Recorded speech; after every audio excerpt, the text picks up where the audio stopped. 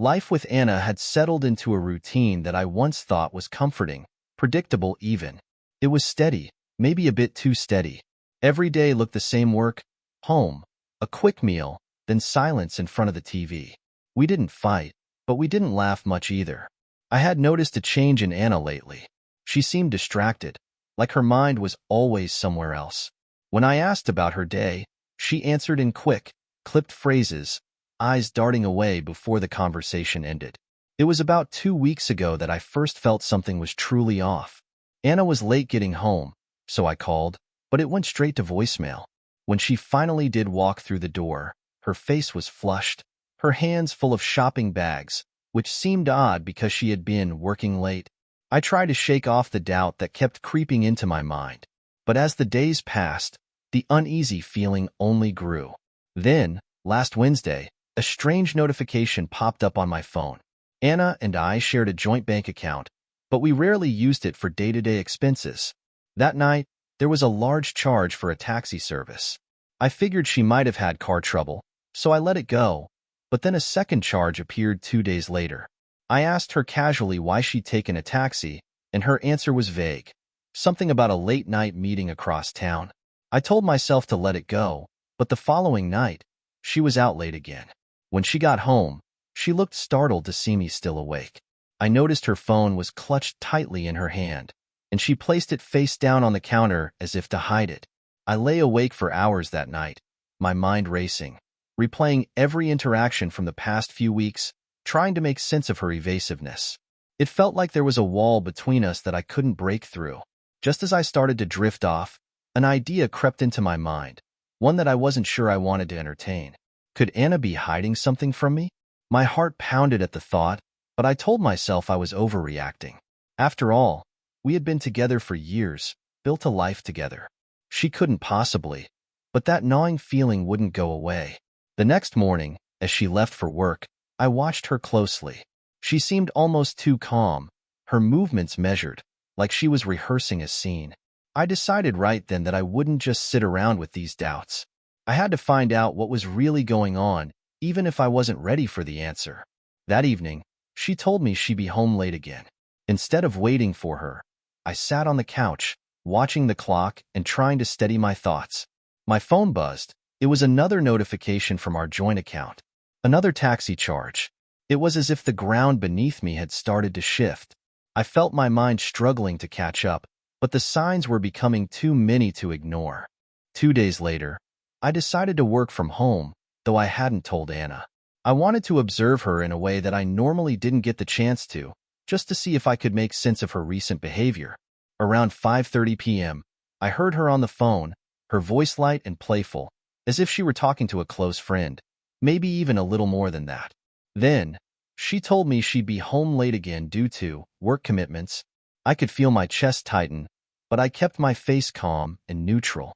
Around 8 p.m., I got in my car and parked a few houses down, waiting to see if she would come home first or if she'd go somewhere else. I felt ridiculous and intrusive, as if I were some jealous stranger rather than her husband. But there was something deeply unsettling about her behavior these past few weeks, and I needed to get to the bottom of it. At around 9 p.m., just as I was about to give up and head back, a familiar taxi pulled up to the corner. I froze, gripping the steering wheel as Anna stepped out of the car.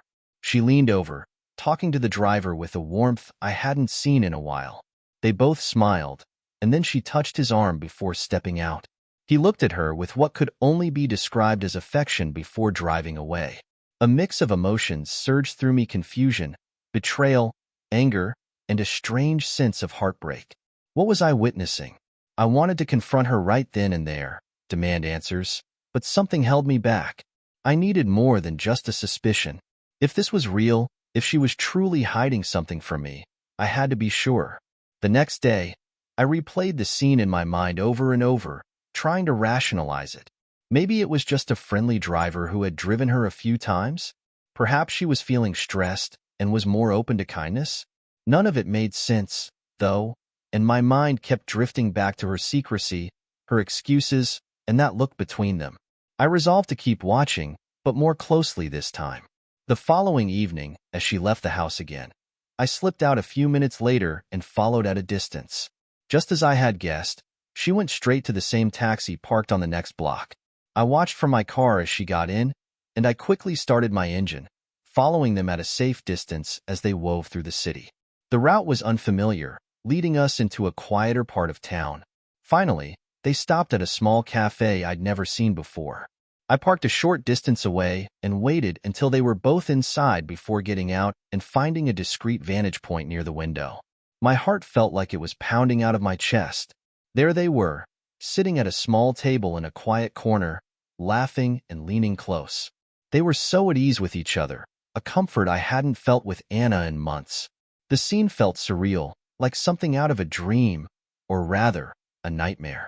Her hand rested on his for a moment, their fingers intertwined. I had seen enough. I felt a strange numbness come over me, my mind floating above the scene as if it were happening to someone else. I wanted to rush in and confront her, to make her explain what was going on. But a voice inside told me that I needed to keep my cool.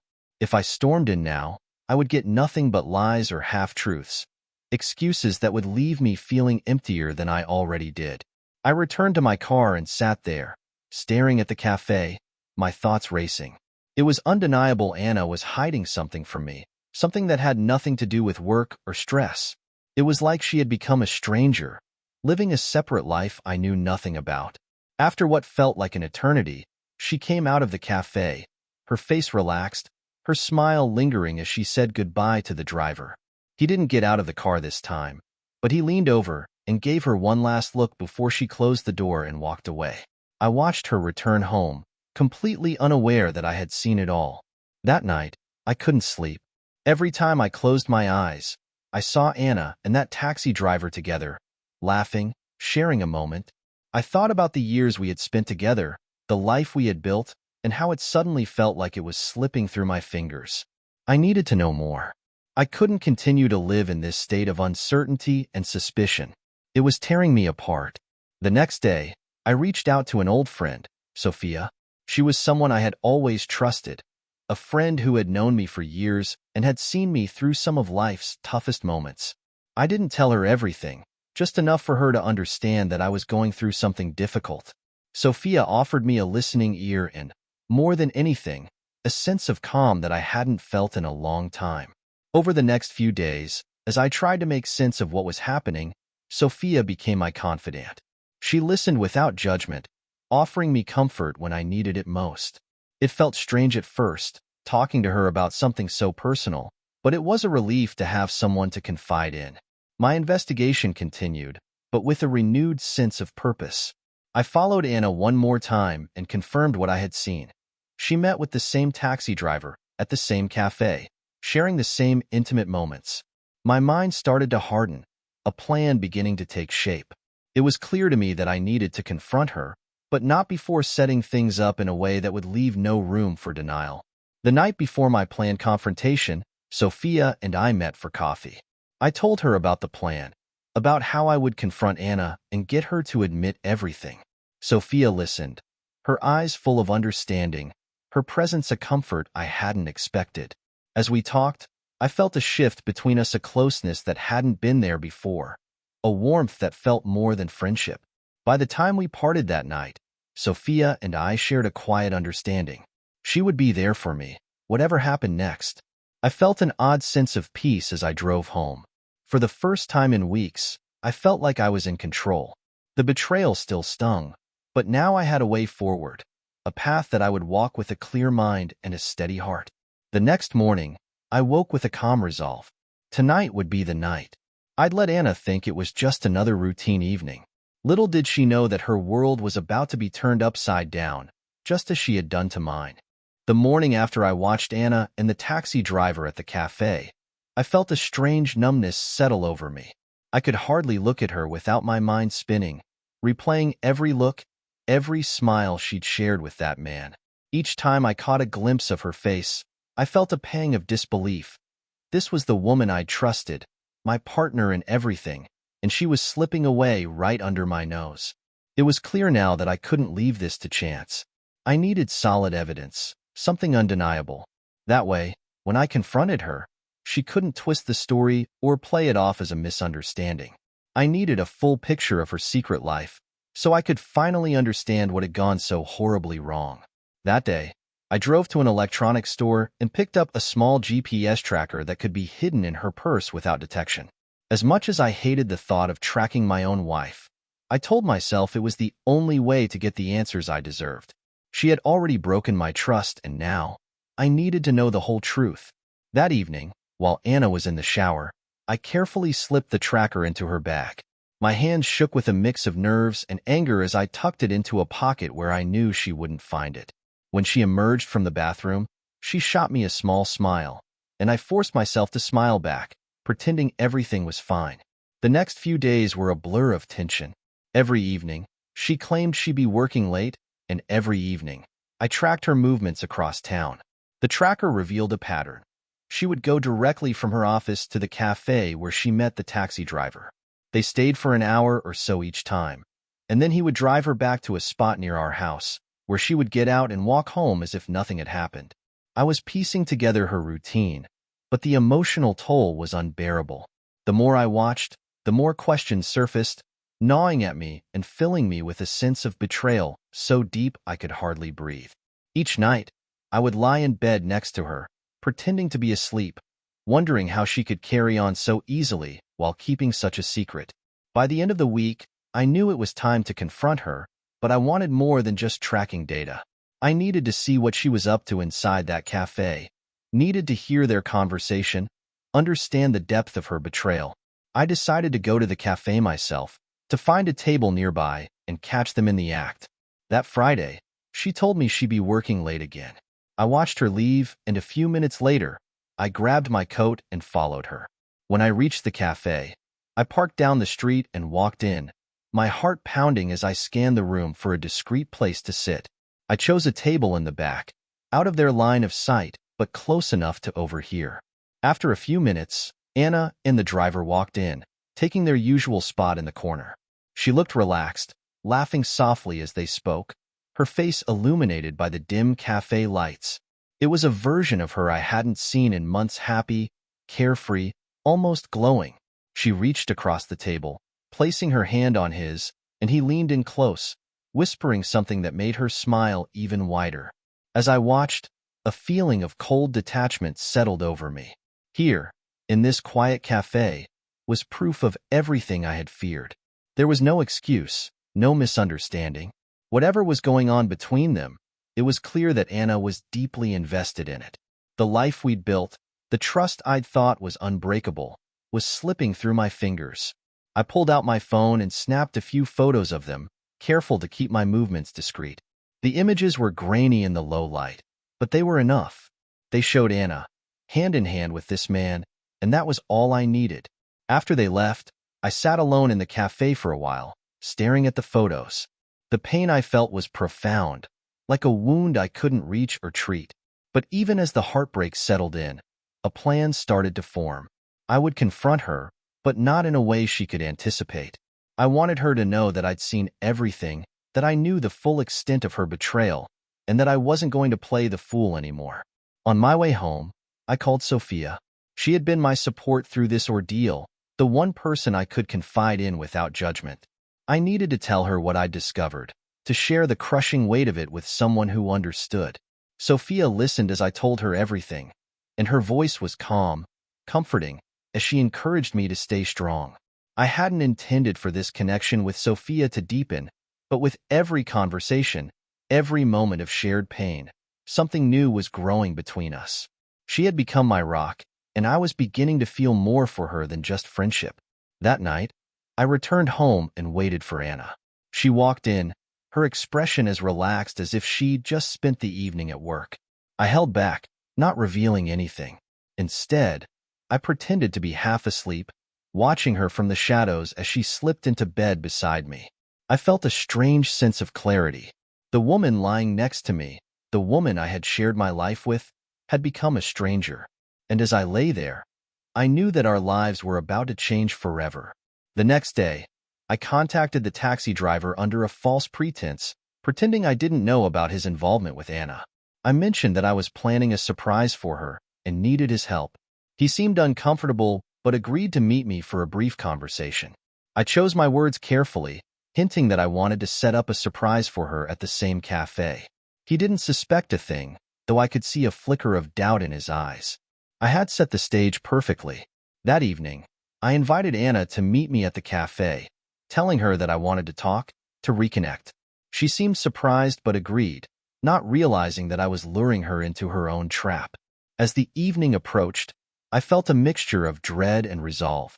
This confrontation was inevitable. When I arrived at the cafe, I took the same seat I'd occupied before, my mind racing. Soon, Anna would walk in, and she would be faced with the undeniable evidence of her betrayal. I had the photos, the tracking data, everything I needed to expose her secrets. And this time, there would be no escaping the truth. When she finally arrived, her face lit up with surprise as she saw me, clearly not expecting to see me there so soon.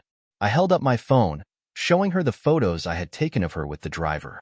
Her face went pale, her eyes widening as she realized the extent of what I knew. "Do you recognize this place?" I asked, my voice steady, my gaze unwavering. After the confrontation at the cafe, everything was a blur.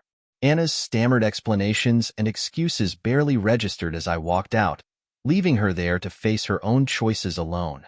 I didn't want to hear her reasons, didn't want her apologies. All I knew was that the life we'd shared felt hollow now, a series of empty moments wrapped in trust that had been shattered beyond repair. Driving away from the cafe, my mind felt blank. I ended up at a park on the outskirts of town, needing time to process everything. The stillness of the evening was a strange contrast to the storm raging inside me. I sat on a bench, staring at the city lights in the distance, feeling the weight of it all crash down. My phone buzzed, and when I saw Sofia's name, a strange relief washed over me. She was the one person who had been a constant through this nightmare. I answered, and hearing her soft voice brought a calmness I didn't expect. Sofia had sensed that tonight would be hard on me, and without hesitation, she offered to come meet me. I hesitated for a moment, but then I agreed. At that moment, I needed someone who understood, someone who wouldn't try to brush away my pain with hollow reassurances. About 15 minutes later, Sofia arrived, her familiar smile easing the tension in my chest. She sat down beside me, her presence warm and reassuring. For a moment, we sat in silence, watching the city lights flicker in the distance. Then, she turned to me, her gaze steady. "How are you holding up?" she asked gently. I tried to answer, but words failed me. Instead, I just shook my head, feeling the frustration and heartbreak I had been holding and finally begin to surface. Sofia placed a comforting hand on my shoulder, her touch grounding me. "It's okay," she said softly. "You don't have to say anything. Just know that I'm here." Her words were simple, but they cut through the darkness I felt trapped in. With her, I didn't need to explain myself or hide the pain. Sofia had been a close friend for years, but in that moment, I realized how much she truly understood me. I didn't have to put on a strong front for her, and in that realization, something shifted between us. As the minutes passed, I started to talk, my voice barely above a whisper, telling her everything. I shared how I had followed Anna, how I'd discovered her betrayal, how I'd felt like a stranger in my own life. Sofia listened quietly, her gaze never wavering, her hand still resting on my shoulder, steady and supportive. The tension that had knotted in my chest began to loosen, my words flowing more easily. When I finally finished, there was a silence between us, filled with an understanding that went deeper than words. Sofia looked at me, her expression one of genuine empathy, her own emotions mirroring mine in a way that felt strangely comforting. For the first time, I didn't feel alone. "It's funny," I said with a bitter smile. "I never thought I'd end up here. But thank you, Sofia. I don't know what I would have done without you." She smiled, a soft, bittersweet smile that hinted at something more. "You don't have to thank me, Evan. I'm just glad I can be here for you." A light breeze rustled the leaves, filling the silence. We both looked away, lost in our own thoughts, yet somehow more connected than we had been before. I realized then that Sofia had been more than a friend to me, even before all of this happened. She had always been there, understanding me in ways no one else had, seeing the parts of me that I had tried to hide even from myself. After a while, she looked at me with a hesitant smile. "It's getting late. Want to grab a coffee somewhere? I think you could use something warm." We ended up at a small, quiet cafe nearby, sitting in a cozy booth with warm mugs in our hands. The conversation flowed more easily now, and for the first time in weeks, I found myself laughing, even if just a little. Sophia had that way about her, a gift for lightening the heaviest of moments, making them feel less oppressive. As we talked, I realized I had been bottling up so much anger, so much bitterness. With Sophia, those feelings began to dissolve. She helped me see that there was life beyond the betrayal, that I wasn't defined by Anna's choices. I didn't have to be the man left behind. I could choose what came next. As the night wore on, our conversation turned quieter, more intimate. We talked about memories from years ago, times we'd spent together, how much our friendship had meant to both of us. There were moments when our eyes met, when words weren't necessary, when a look spoke louder than anything we could say. Finally, as the cafe prepared to close, we walked out together, the warmth of her hand slipping into mine. It felt so natural, so effortless, as if it had been meant to happen all along. I didn't pull away, and neither did she. When we reached her car, she turned to me, her gaze soft but intense. "You're going to be okay, Evan. It might not feel like it right now, but you are." Looking into her eyes, I felt a warmth I hadn't felt in a long time. Sophia wasn't just saying what I wanted to hear. She truly believed it. And with her by my side, I started to believe it too. That night, as I drove home, I knew things had changed. Anna's betrayal still hurt, but it no longer defined me. I had someone in my corner, someone who saw me for who I was, someone who genuinely cared. Sophia had been my friend, but now, she had become something more, someone who gave me strength to face the broken pieces and find hope again. When I walked into my empty house, I didn't feel alone. For the first time in weeks, I felt ready to move forward. The days following my night with Sophia were a whirlwind of emotions. Despite the clarity Sophia had given me, there was still a gnawing need for closure, a need to let Anna see the damage she had caused. My mind started to spin with ways to make sure that she and that taxi driver would face the full reality of their betrayal. I couldn't just walk away without some form of justice. With Sophia's support, I carefully pieced together a plan that would make Anna confront her actions without giving her a chance to twist the story or make excuses.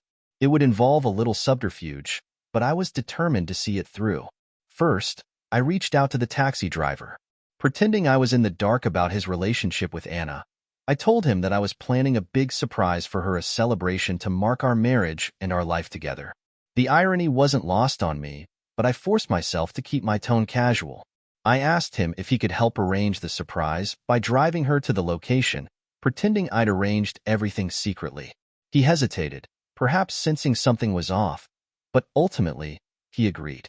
With the driver on board, I arranged a meeting place, the same cozy cafe where they'd had their secret rendezvous, the scene of her betrayal.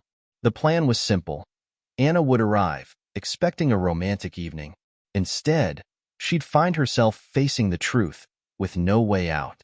The day of the planned meeting, I acted as if everything were normal. Anna looked at me curiously, likely surprised by my calm demeanor. Perhaps she thought I was oblivious, or that I had forgiven her aloofness, but I gave her no reason to suspect anything. I wanted her to walk into that cafe completely unprepared. A few hours before the meeting, I sent her a text, asking her to meet me at the cafe after work. "I have something important to share," I wrote. I could almost feel her surprise through the screen. She replied with a simple, "Okay, see you there." As the time approached, I felt a strange calm settle over me. I knew exactly what I would say, how I would confront her. This wasn't going to be a screaming match or an outpouring of anger. I wanted her to see the hurt she'd caused, to understand the depth of her betrayal in a way she couldn't deny. When I arrived at the cafe, I chose a table where I could see the door, my phone ready with the photos I'd taken of her and the driver.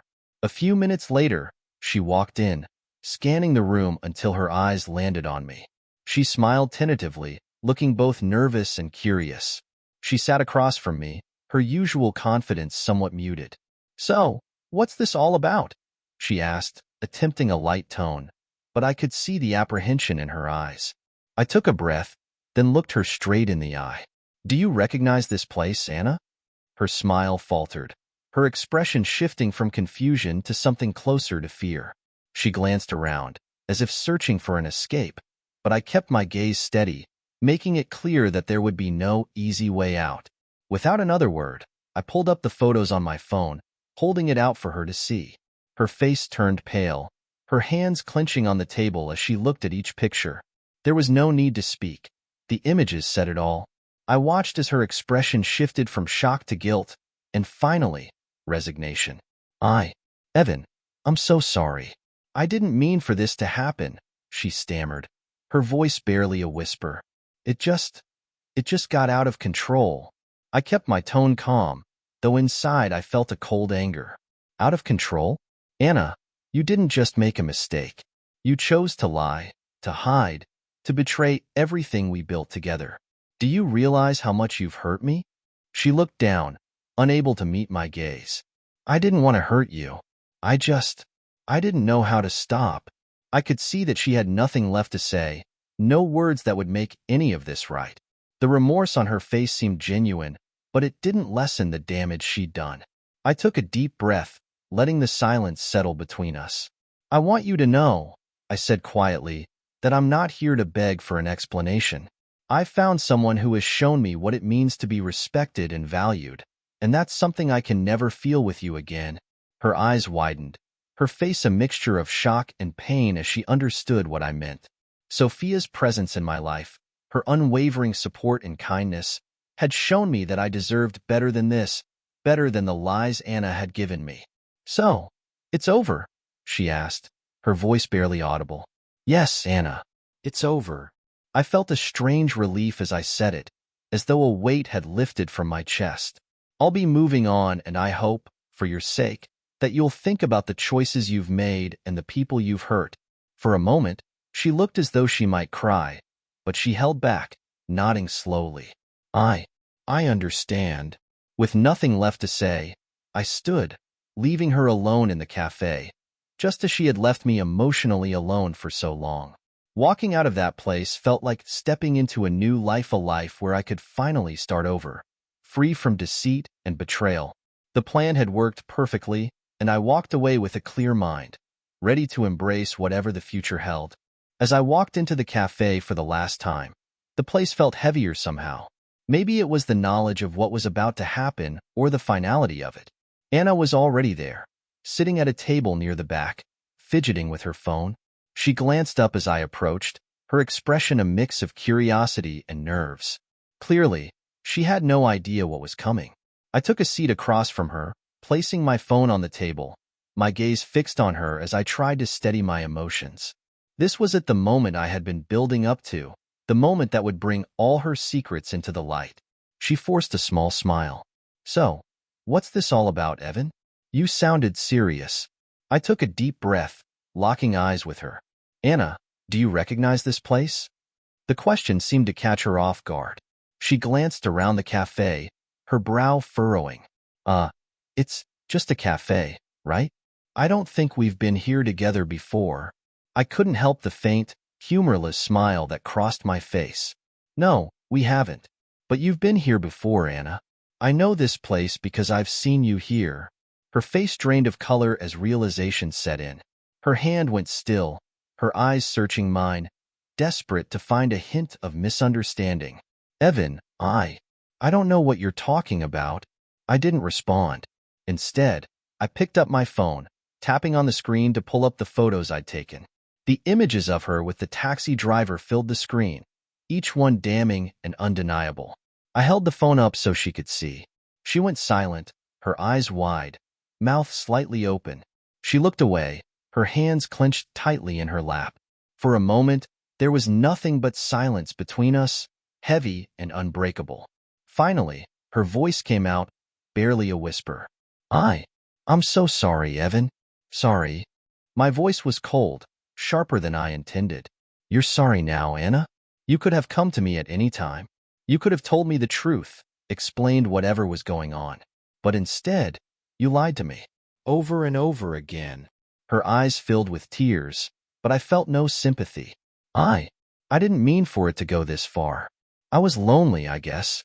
Things felt different between us, and I didn't know how to fix it. Lonely? I repeated, struggling to keep my voice steady. And you thought this was the solution? To go behind my back, to turn what we had into a lie. She opened her mouth to speak, but no words came out.